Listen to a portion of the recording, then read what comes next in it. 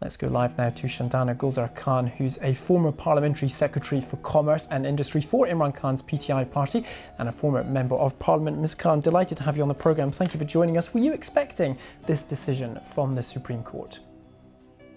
Thank you so much. To be honest, nowadays one is not sure what to expect, because for the last 1 year, it's been a painful journey looking at the Constitution being ripped to shreds on a daily basis. What was expected was the decision 2 days before.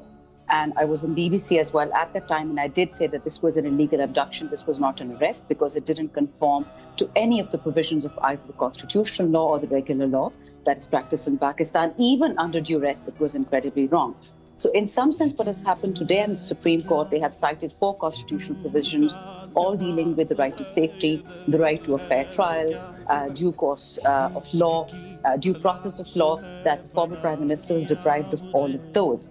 They also reminded all the lower courts or the other courts in Pakistan that this is settled law. We're a common law country, where once we have submitted ourselves to the jurisdiction of a court, nobody can be arrested. So in some sense, it's a minor victory for the Constitution. Of course, it's good tidings for the Pakistan Tehreek-e-Insaf, the PTI, because we've seen our leader be abused for the last year, 14 months now.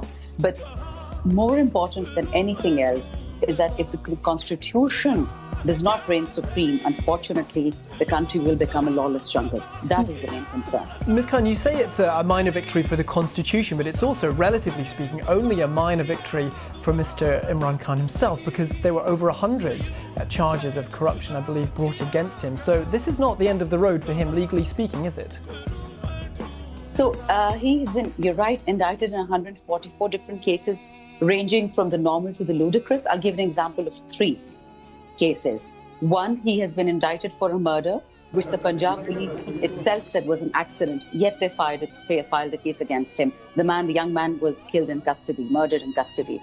The second case against him was this frivolous lawsuit of paternity, which was dismissed yesterday by the same Islamabad High Court. The third case, in which a cleric who proclaimed to have solemnized his wedding with his current wife, later claiming that they were living in sin. So they pretty much tried to do everything they could: fake audio leaks, spurious cases, fake cases, murder attempts, everything to bring him down.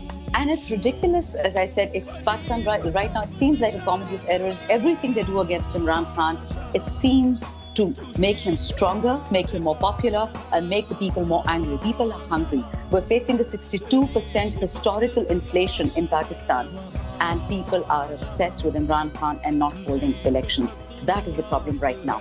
Whether the Constitution will win and the people, or whether corruption and greed and 75 years of tyranny will win. That is the main issue before the country today. Okay, Shandana Gulzar Khan, thank you very much for joining us. Appreciate your time.